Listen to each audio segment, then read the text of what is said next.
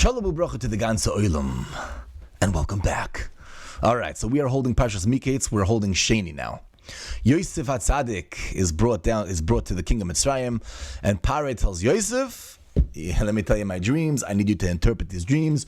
Nobody was able to help me over here. Let's get right to it. And right away, instead of Yosef saying how much he charges per hour, no problem, but I charge a lot, or he takes all the honor for himself, the first thing he says is that I can't do anything without HaKadosh Baruch Hu, without Hashem. So if Hashem allows me to interpret the dream, no problem, I'll interpret the dream. Very interesting. The Torah then goes and repeats the dreams at length. Right? We didn't even say it the first time yesterday. Forget about the second time today. But the Torah, for some reason, says the entire dream again. So you can think about exactly why he does that.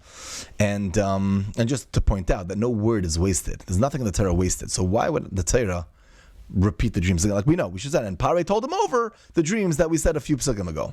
But it doesn't do that. Okay, this is what to talk about. I'll leave that to you. Anyways, Yosef hears the dream. He starts to explain to Pare exactly what's going on over here. It's really one dream, and it's an insight to what the future holds. The 7 cows and the 7 stalks that were healthy, that corresponds to 7 good years. Cash, money, good parnasa v'doilam. Yeah? Good rain, plenty of food. The 7 cows and the 7 stalks that were sickly respond to the 7 terrible years of famine. You know, by the way, famine in the olden days, it didn't mean that like you order from Amazon food and they come from another. No, a famine was a real thing, and it literally meant death. Like if there was a famine in your country, that meant that there's no food to eat in the end of Mitzrayim. But even though you're like the superpower and you have all the strong people and the military, if you have no food, so the military is hungry. So, you know, it's just important to realize the famine was real.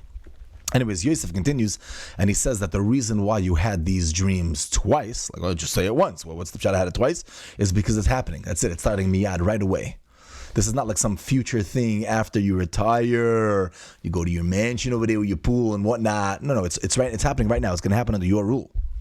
And then Yosef does something very risky. You know what he does?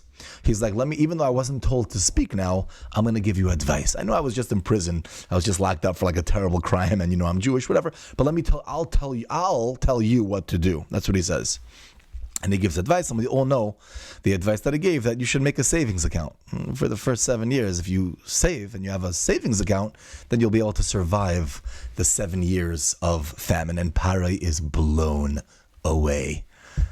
Why? Why was he blown? Like a simple advice. Okay, think about that. Pare is blown away. That is where we end over here. Now, I just want to point out one little thing over here.